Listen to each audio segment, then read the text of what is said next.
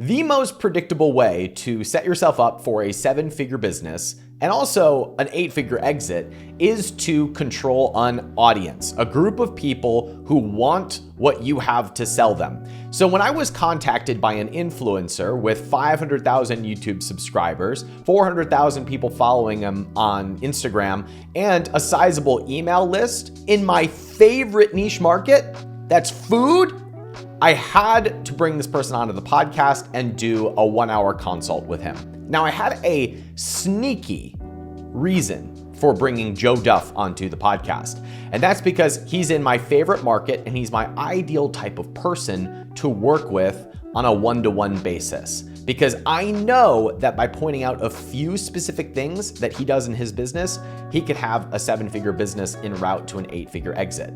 As a result of you listening to this consult, you're gonna walk away with 2 things. One, you're gonna see the clear plan that I give him to launch a successful business and grow something that I think can be an absolute smashing home run. But the second thing you're gonna get is some insight into how the influencer mindset works. Because if you're a brand builder or a new entrepreneur, working with an influencer can sound intimidating or out of reach. But what you're going to discover after listening to this conversation is that influencers see equity or business building as just as difficult as some people see building an audience or putting out content. And it's a beautiful opportunity to partner with someone that already has the reach. It's one of the things that we encourage our students to do inside of the Capitalism Incubator, is to partner with people who already have an audience and use their audience to launch your business and to get the exposure that you need to take something to 7 figures. In fact, that's what I end up recommending that Joe do. Partner with someone within our community and launch his business. So if you're a part of what we do inside of the incubator, this might be an opportunity that comes your way here soon. This is a 1-hour consult that I did with Joe Duff on how he can leverage his audience to build a 7-figure business. Enjoy. Joe Duff, welcome to the podcast. I'm so amped to chat with you. My first question for you though is Duff your real last name? Duff is my real last name. It's the most badass manly name ever. It's Joe Duff. So we found each other's work. I've been a fan of your work because you post high protein recipes of people's favorite foods, which is like my jam, my hobby, if you will. You found my work because you've got this following. It's over 500,000 people, if I remember correctly. And now you're thinking about going into the physical products world. And you've been thinking about this for a few years now. Is that correct? That's right. I've been thinking about it for a while. I thought about it for the first time in 2019. I met with a local co-packer, but I just, I didn't listen to I listened to a lot of your stuff, obviously. So it's just one meeting I had. You didn't really give me the confidence to like move forward necessarily with. Well, then you weren't listening close enough, Joe. I've had your stuff on repeat for like the past 3 weeks. And so I feel like I'm starting to warm up to that idea again, just because I come from, obviously, like you were saying, more of a online creator space, digital creator space. I enjoy having a digital business because there's just less, I feel like, problems involved maybe with that, just with storing inventory, shipping inventory, customer service. There's obviously like a lot of different limbs of having a physical product, but listening to your stuff has changed my mind a little bit, and I just want to pick your brain and really dive into it. Thank you so much for Of course. I mean, I want to treat this like a true consulting call where we come up with a plan for you on how to move forward, because you're in the perfect position. You're honestly my ideal client. You're my ideal person to work with for 2 reasons. One, you make your money someplace else, so you're not going to have the stress of like, I have to make this work.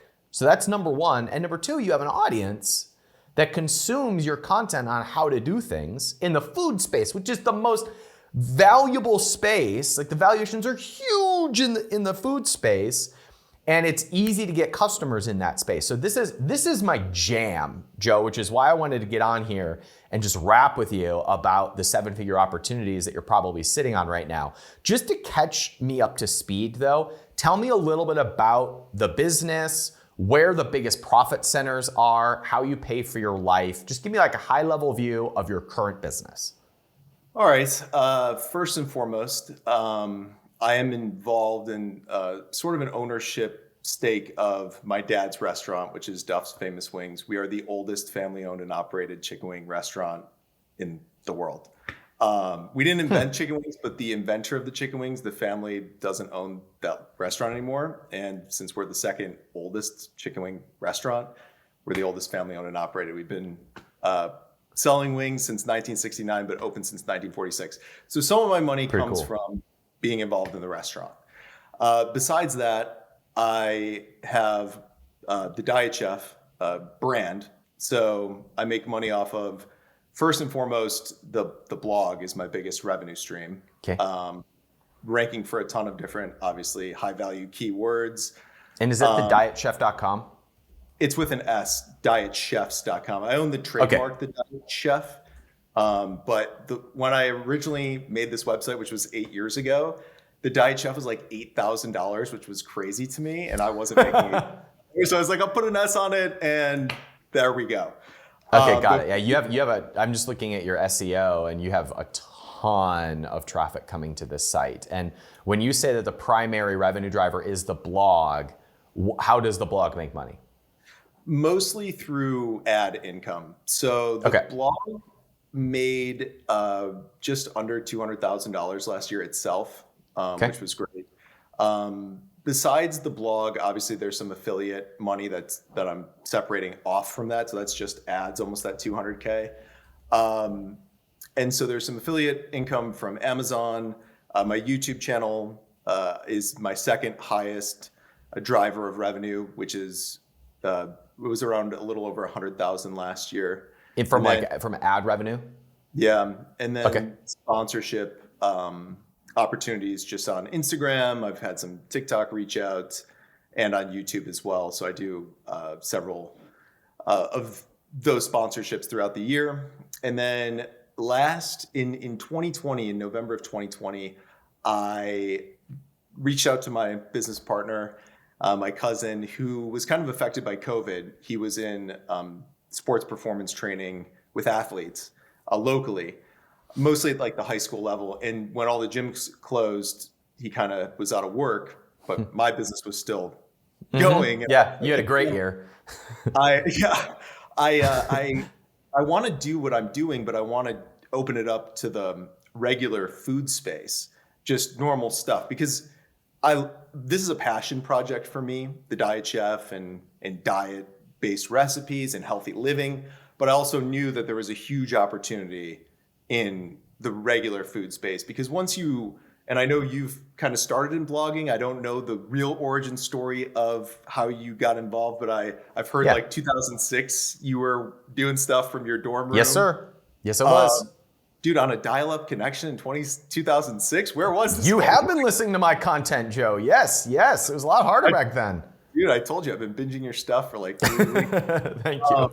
So once you kind of know how the internet works, like a lot of people, they think it's Google and that's sort of how it works. But I'm talking about ranking content on the internet. Yes. How you would make a piece of content and get it to rank on the first page, but hopefully number one in SEO. And a lot of those same principles and lessons learned I applied to YouTube and back and forth, right? Because you've got the top two search engines in the world. So a lot of my low carb keto based recipes, which is a lot of my following on YouTube, ranks number one for a lot of search terms that I've tried to rank for. A lot of really high value terms like pizza and ice cream and tortillas and things that have a lot of search. So there's, traffic day in and day out from the search, not just, I do this one-off video and it got a ton of views and then it never gets views again. Yeah.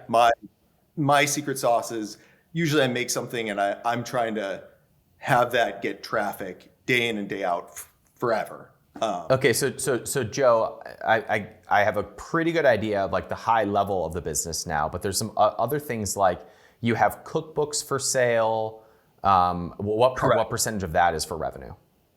So when those launched, in total, they've done about almost $100,000 in the 2 years combined. So the first cookbook was in 2020, and then I did a cookbook last year, and it's been about 6 figures. And that though has like kind of dwindled a little bit because as you know, like keto, low carb, I think the trend has lowered with that. It's not as hot. But every month that equates to almost $1,000 for me. So we have the blog revenue from ads, and YouTube makes up 70-ish% of the business revenue. We have the cookbooks, and we have sponsorships to kind of round out the rest of it. What about an email list? Tell me the email list size and their responsiveness. So that's a weakness of mine for sure. Let's talk about it. A lot of bloggers and YouTubers, they would get people onto an email list. It's never been something that I've spent a whole lot of time doing. Actually, in the past, since I've been binging your stuff, I've been making that more of a priority. But even though it hasn't been a priority to me, I have a list of about 10,500 people. Great. And I've been sending out emails. I'll get about 1,000 clicks. It's Good.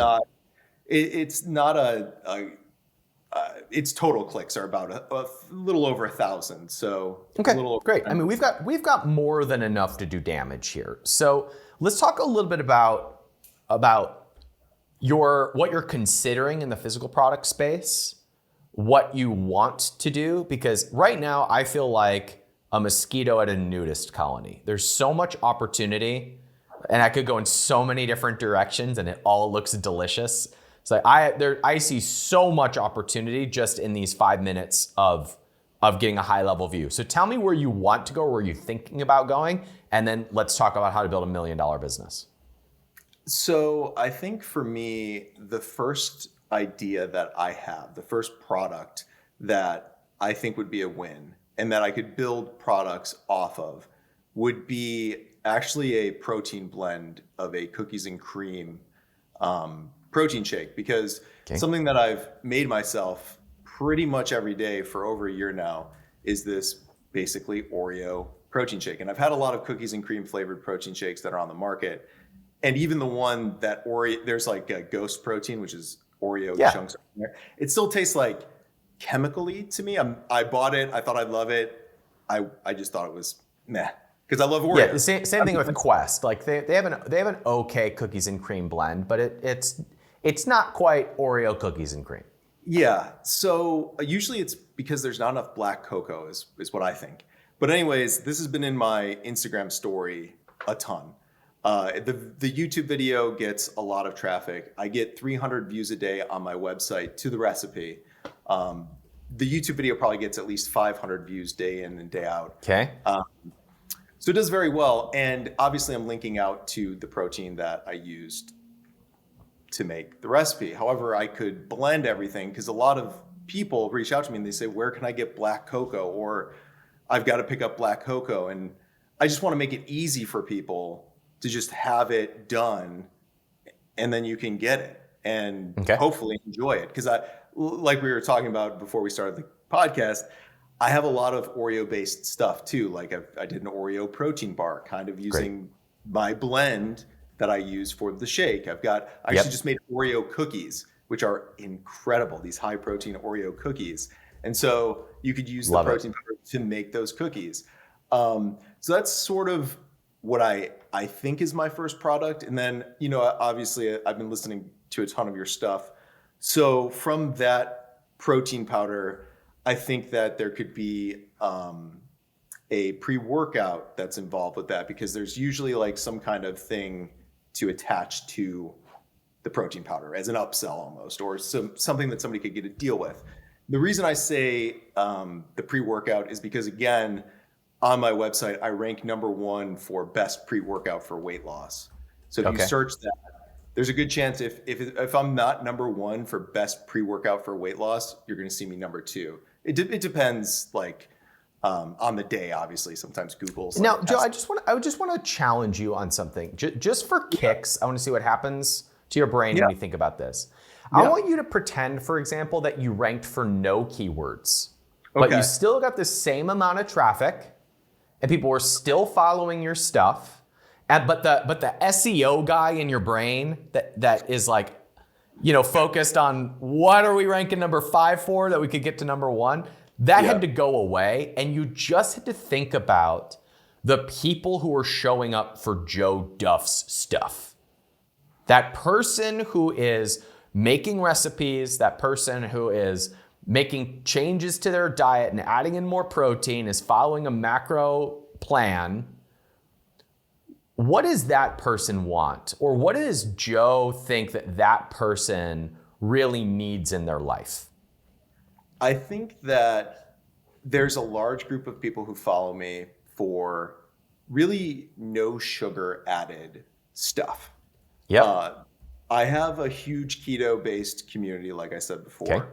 In recent months, I've pivoted to more no sugar. Still, my Good move. Good move. is sugar. But I think where things are going in the next 1 to 3 years, and I think where my community will move, because I think a lot of people see a lot of success with keto, but I think keto is more of a jump start, is what I see it as. So it is, yeah.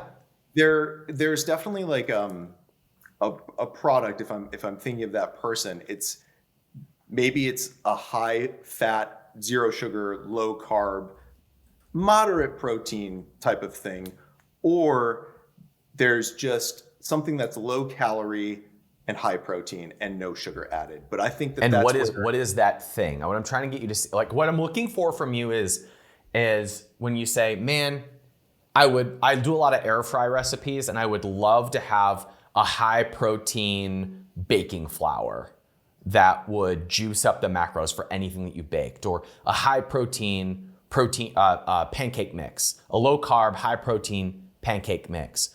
Sure. I love the cookies and cream protein shake, but I want you to start, I'm inviting you to think about what that person wants that maybe you don't rank for keywords, but it makes you excited. Because the fact of the matter is, Joe, if you show up on a YouTube video or an Instagram and you are selling, like I'm drinking a non-alcoholic beer right now, right? If you show up and you're like, this is the best non-alcoholic beer I've ever had, people will buy it.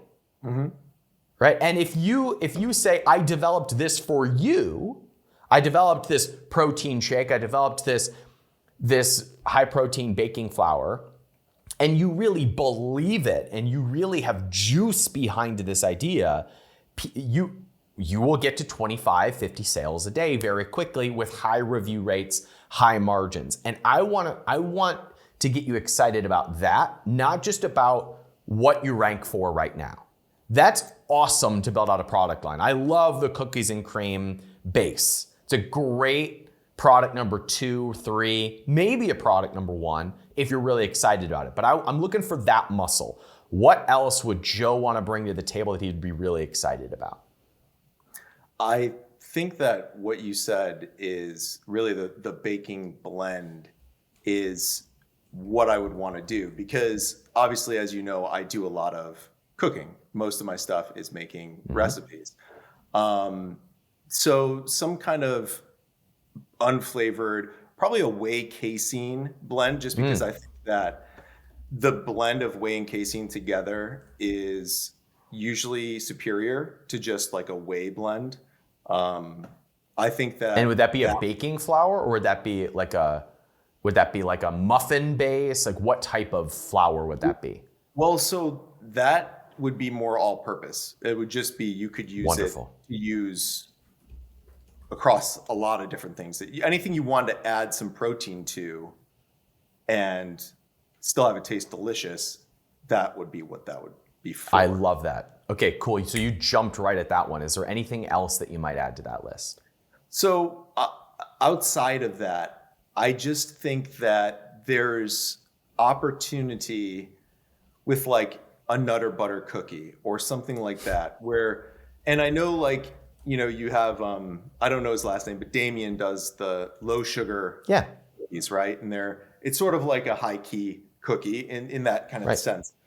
But I think if you could, the founder of High Key is also a capitalism.com community member.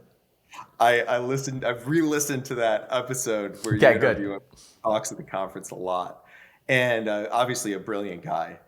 But I think, like I had mentioned just a few seconds ago, I think where things are going though is a lot of those products are almond flour based. They're obviously pretty high fat. I think if you can bring something to the table that isn't actually almond flour based, that's something else, something lower calorie, because almonds are Yes. really high in fat, obviously. If you can bridge that gap of a low calorie, high protein, no sugar Oreo, that's amazing. That's something that people will buy. So would that be like a packaged product that you're thinking about? A packaged product for sure, yeah. Yeah. Like will you hold on a second? Yeah. Can I show you this Oreo that I made? Is that okay? Hell yeah, you can. I'm gonna be right back. Oh my goodness, I'm so excited for this cookie right now. Hopefully, at the end of this podcast, Joe will be sending me a package of these high protein cookies that he is about to bring on camera in 3, 2, 1. So I stamped the Oreo. I stamped the real Oreo on this, but this has no sugar added to it. The filling is even protein powder. So it's a protein powder, sweetener, and protein milk blend. These are giant, by the way. They're like 1.5 times the size of a normal Oreo. But if you actually made like a package of 2 of these or something, or 4 of them, because in 4 of these, there's over 30 grams of protein.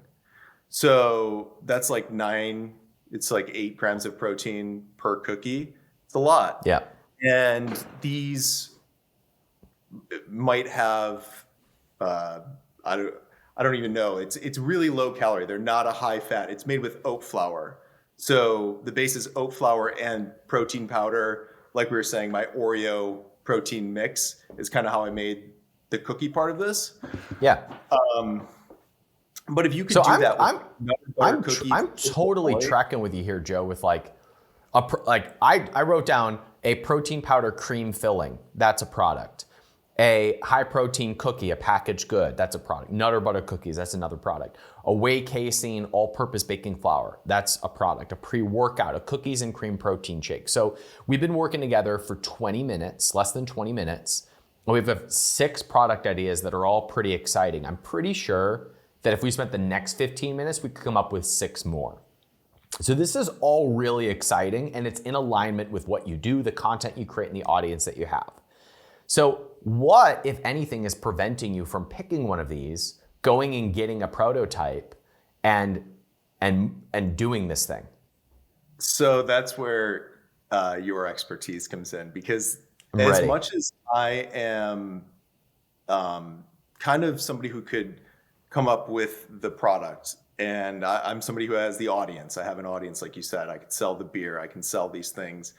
I have no expertise in packaging and in finding a co-packer, and I'm pretty good with design. I know what I want the design to look like. I think I know what appeals to people with that.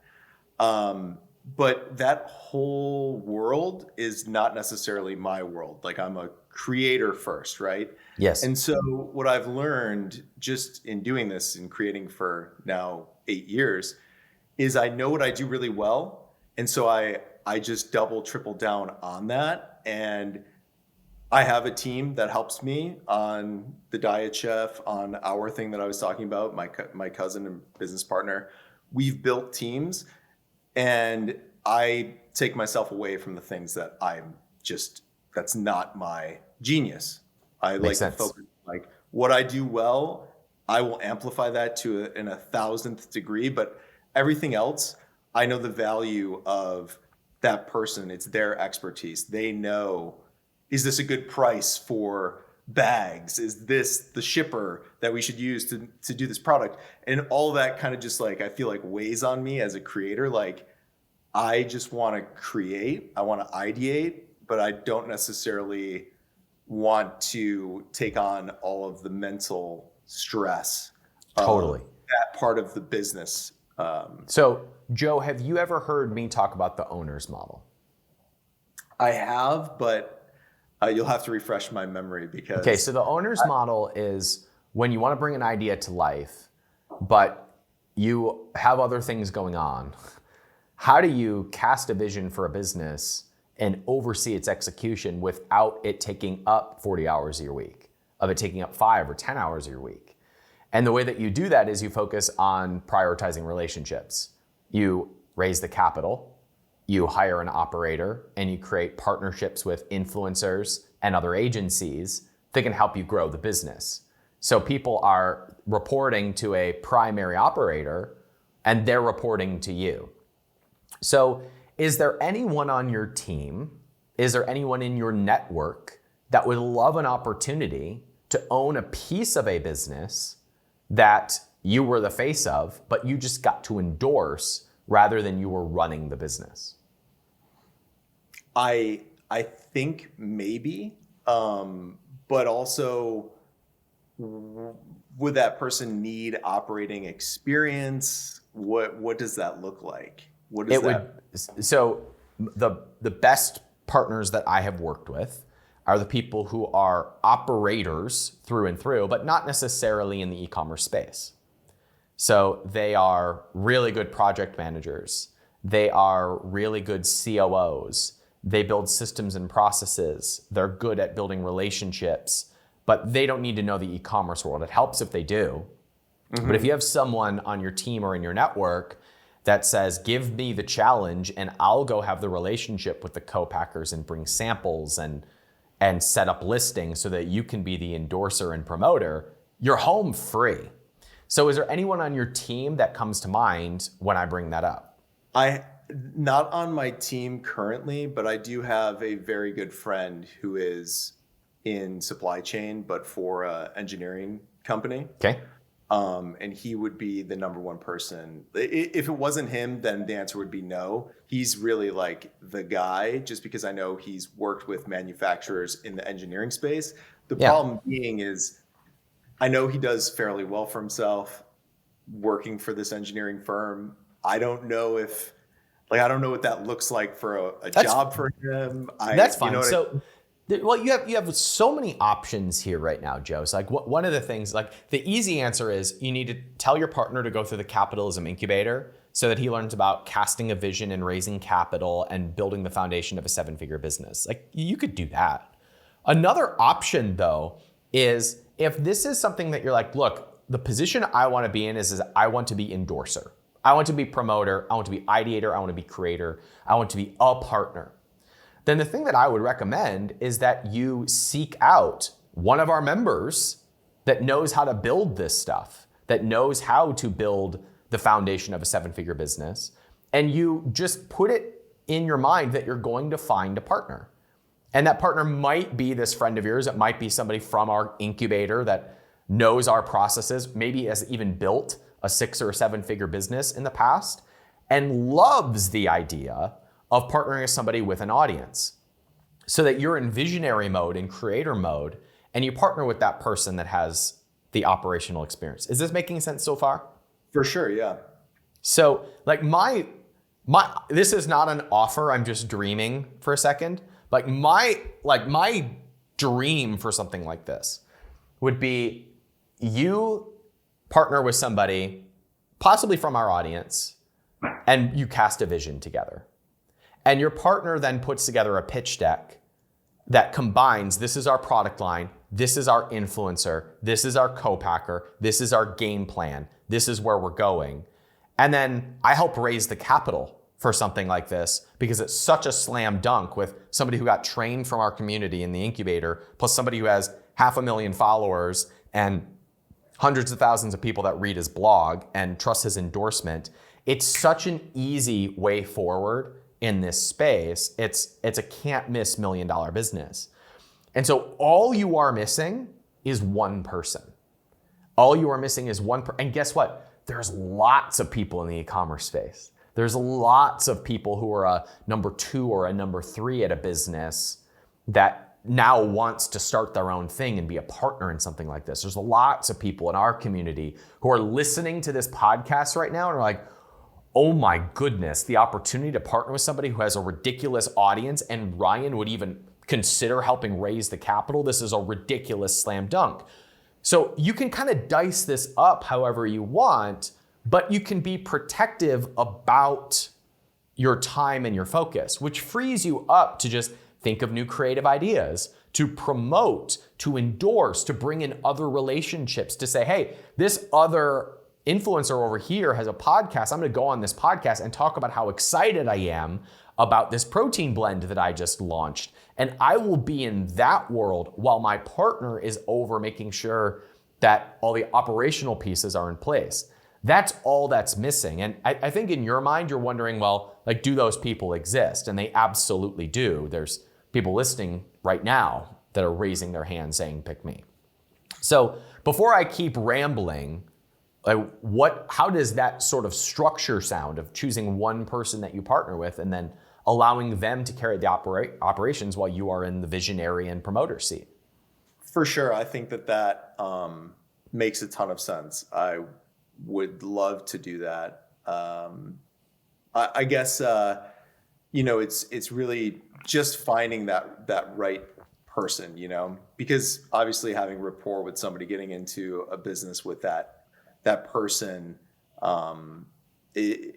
relationships mean, obviously, they really mean a lot to me.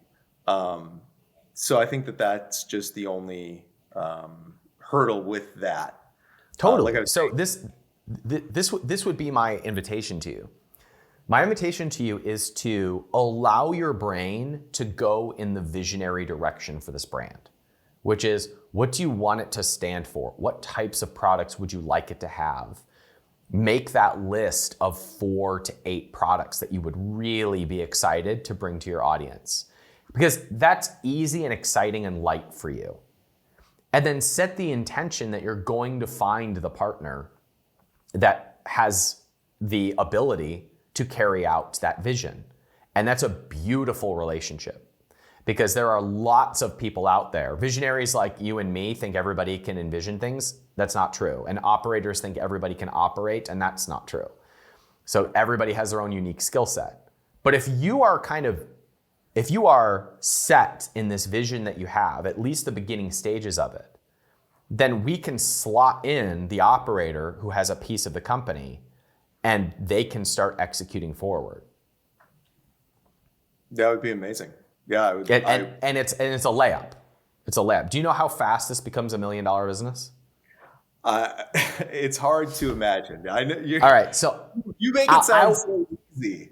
Well, it's so easy with you, Joe. This is such a layup. So first of all, let me give you kind of my recommendations for you, and you can do these at whatever pace you want. But the thing that I'd like to see you do is for you to start being a little bit more aggressive with email acquisition on your website. And the way that I would do that is just use some email captures. Like AppSumo has some good ones where they'll just slide up on your blog and get my three most popular high protein desserts. Mm-hmm. They enter their email and it takes them over to a PDF or a blog post that are the 3 most popular. And you're going to choose 3 of the popular ones that you're likely going to build a physical product around. So let's just say it's your 3 Oreo recipes. 3 Oreo recipes that have no sugar and ridiculous amounts of protein. So that post is those 3 recipes. Now that email list specifically wants those things. When you've got the first bag of white powder, that is the protein powder, and you hold that up on a page and you're like, look, I just made this. We're in pre-sale right now. Let me show you a video of how this works. And you show yourself making those cookies that you just showed me. You could pre-sell. I mean, if your email list is 10,000 now and you get 1,000 clicks, you'll probably pre-sell 500 to 1,500 units at full price, knowing that it's going to be 4 to 6 weeks before that product shows up. That's all the capital you need to place the first inventory run, get reviews, get feedback, take screenshots of people's reviews, post them on social media, get your whole audience excited about this line. Still tracking with me? Oh yeah. That's something we've been talking about getting that email capture on the website, which it isn't right now. We've just been capturing emails on Instagram and on YouTube. Okay. So that should be done by next week. But something I hadn't given thought to was making the opt-in related to possibly that product, whatever that product would be. And not directly, but like the most popular posts, they're going to feed into the things that people are going to want to buy from you in the future. Yeah. And that could be air fryer recipes if you're doing an all-purpose baking flour that is going to a coating on chicken wings. Mm-hmm. That kind of stuff. How are you feeling right now? I feel great. I think that this has been super productive so far. I'm excited to possibly go down that road. I'm highly encouraging you to go down this road. And here's why, Joe. This is my sales pitch for you. You make a full-time income in your existing businesses, and these are cash flow businesses. It's going to be hard for you to ever exit the diet chef. It's you. And the truth is, you probably will never want to sell it. It's your baby. You love it. And it's an amazing asset for you to have. But if you create a diet chef's food line, that is something that you can sell independent of your blog. It's something you can sell independent of your audience. And you don't need the money from it. And since you don't need the money from it, you can roll all of that cash flow back into more product development, which means that this is $1 million business within a year for sure, right? Like, I'm shocked if it's not. Like, I would invest in this now because because it's such a layup. Because if we look at the product line that we've outlined, the cookies and cream protein shake. Okay, we have 300 views per day on this, 500 YouTube views, plus your email list, plus your excitement. That gets to 20. We can pre-sell that, get reviews on that, and have that at 25 sales a day pretty quickly. Every time I put that in my story, it gets hundreds of clicks on top of that. Boom. There you go. So we're at 25 sales a day if you were to do a story a day for 30 days and then let the reviews kick in. Mm-hmm. Done. Okay, so there's product one. Number two, we do the whey casein all-purpose baking flour. Awesome, right? That gets to 25 sales a day very quickly too, because it's a universal product for everyone in this space. Sweet. Number three, we do some sort of a mix that's a protein powder filling. Use it for frosting, use it for cookie filler, use it for whatever, like a you know what I'm talking about, right? Mm-hmm. Right. So there's product number three. That might be a nice little additional product in there that doesn't crush it, but it gets to 20 to 40 sales a day. So we've got three products that we could launch within 3 to 6 months that get to 25 sales a day very quickly. And the snowball just keeps rolling. On top of that, one idea we didn't talk about, but I know, like you said, if we kept talking, we'd have tons of ideas. Yeah.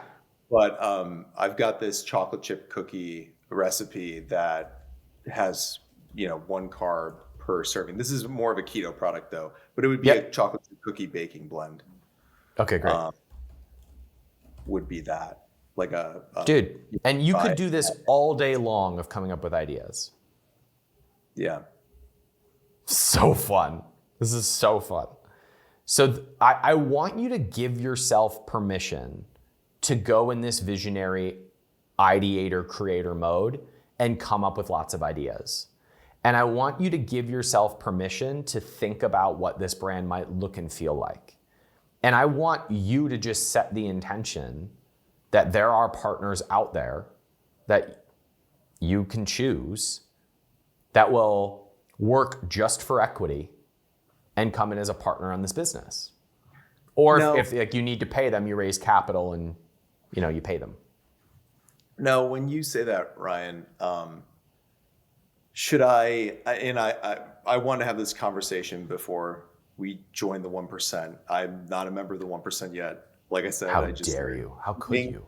I started consuming your stuff like 3 weeks ago, really. And I think that's what makes this first initial podcast great, is hopefully we're going to have more, hopefully this will, like, somebody who's not even in the ecosystem yet, just getting into it and that whole journey through. I am happy to document this process with you. Yes.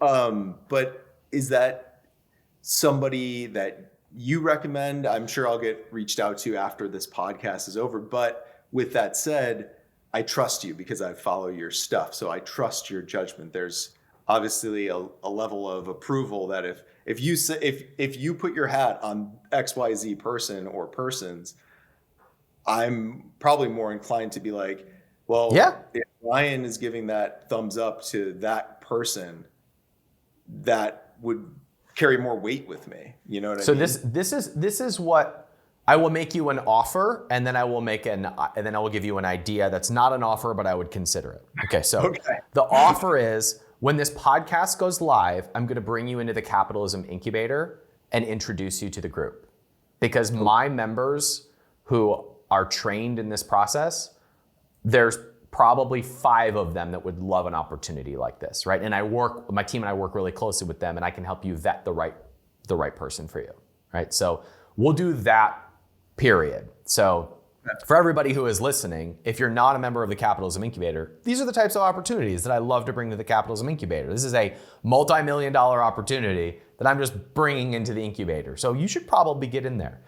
Now, a second thing that we could discuss is kind of what we talked about earlier, of you serve as influencer, I go out and find a partner, I go raise capital, and we document a multi-million-dollar business being built, launched around your brand, which is something we can talk about later once we know who the operator is going to be.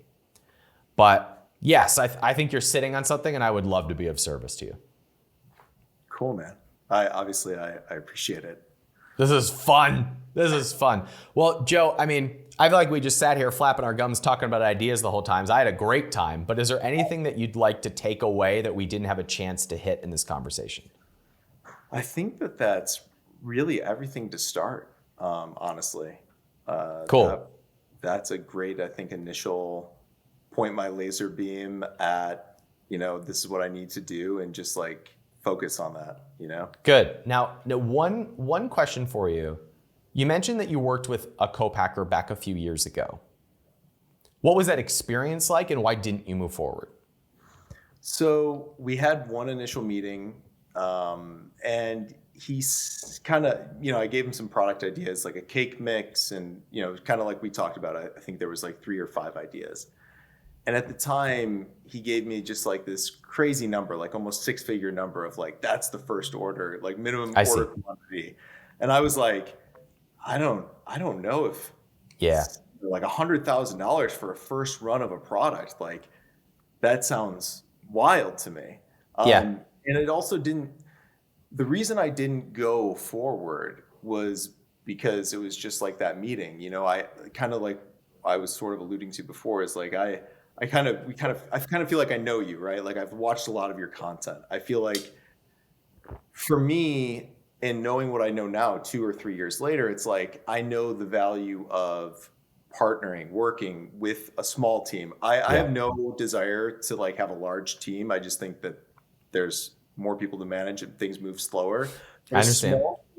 A small team of people who each bring expertise to the equation really allows everybody to do what they do best. And so part of that problem was not just the big number, which was like I said, close to 6 figures, but it was also like, well, I'm going to have to figure out the sales channels, the shipping, the whole headache that comes with the operating side of the business. And like we said before, I'm a creator. I'm a just ideator. I have the audience. I'm an influencer, if you want to say that. But that don't you hate that word? Yeah, it's terrible. Joe, did you get a prototype from this co-packer? We didn't go down that road. Okay. It's an initial conversation. Because there are plenty of co-packers that are happy to develop prototypes sometimes for free, sometimes for a few $100, sometimes a few $1,000s. But there are plenty of co-packers who recognize the value of a relationship like this and will help you ideate in those early stages.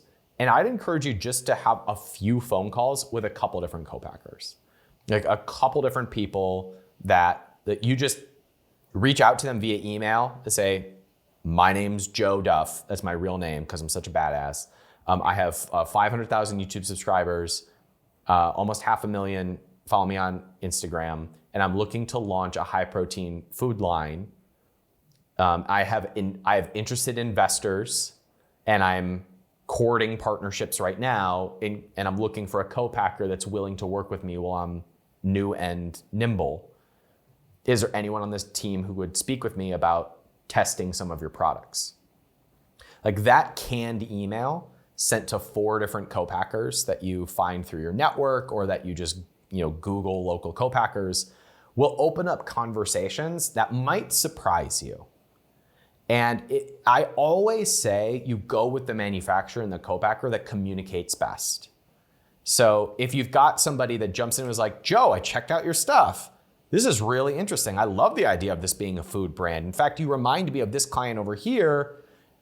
We were Lecanto's co-packer for a while before they took their manufacturing in-house, and we did their blueberry muffin blend and their chocolate brownie blend. So yeah, we totally have the infrastructure for this. I'd love to send you some of the white label stuff that we have, right? If you get a response like that, now it's like, okay, this is worth exploring just as a conversation. And you can be honest with them and say, hey, like I just want you to know I'm new to this space, but I'm courting a partner with somebody who's familiar, but I just wanted to start the relationship early, before this is a multi-million-dollar business.